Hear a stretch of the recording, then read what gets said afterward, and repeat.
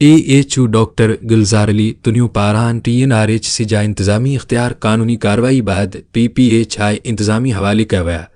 अंबर शहदादकोट ज़िले जाटे गुठाना सेहत मरकज़न rural health centre जो इंतजाम ज़िले सेहत ऑफिसर डॉक्टर गुलजार अली तुनियो PPHI जे हवाले करे छॾियो।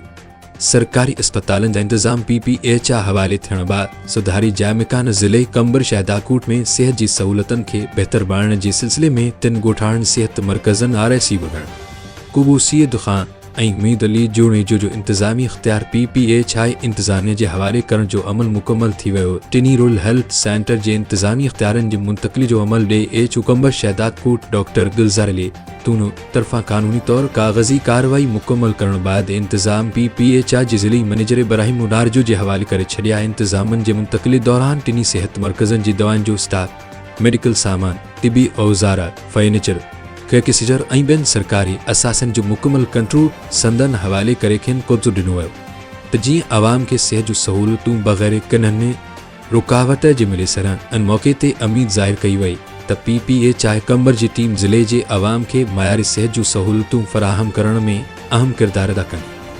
THN न्यूज़ अवाम जे ॾुखनि दर्दनि ऐं मसइलनि जे आवाज़ खे उजागर कंदड़ channel. Like, share, comments and subscribe.